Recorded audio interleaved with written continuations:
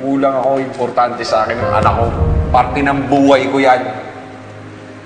Tapos, gusto ko siyang makita para malaman kung buhay siya, kung siya talaga. Tapos hindi nga sisip ko. Pag-aalalahin ka pa.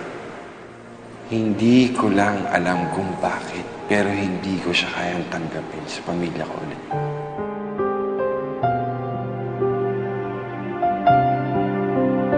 Mahal na mahal kita, Des. I just don't know what to do anymore. I stop loving you.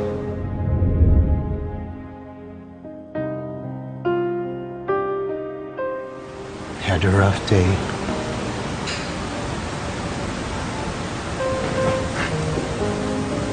Had an emotional day. An exhausting day.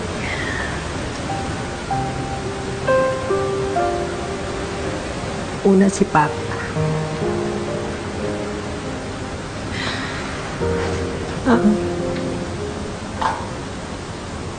Hanggang ngayon hindi pa niya tanggap si Joey. At kung hindi niya tanggap si Joey, ibig sabihin, hindi rin niya kayang tanggapin na si Destiny ay si Joey. Pangalawa si Gabriel. Dito nalaman niya na fake lang yung relationship namin ni Prince. Kaya ngayon nangungulit siya sa akin.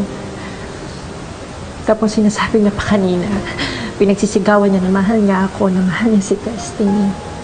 Eh, hindi niya naman alam kung anong pinagdaanan ko, kung ano yung mga naranasan ko. Hindi niya alam yung pagkatao ko. At ayaw mo masaktan si Gabriel.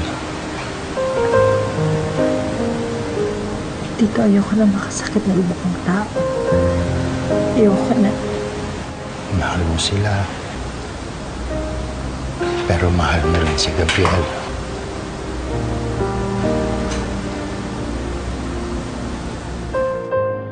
Kahit na anong itinay ko,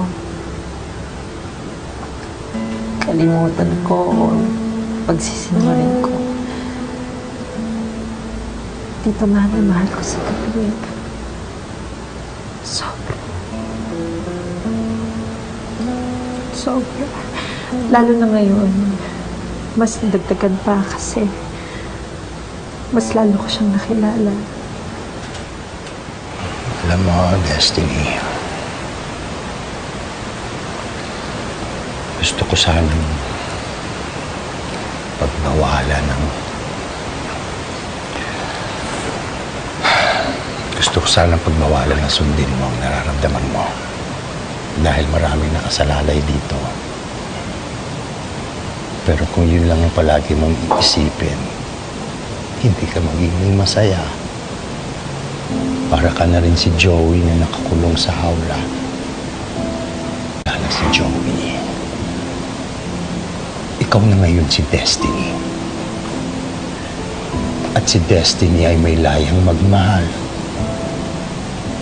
Si Destiny ay may karapatang maging masaya.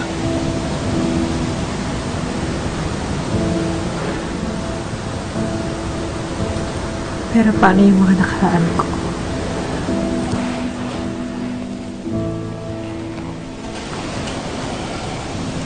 Ang nakaraan mo ay patay na.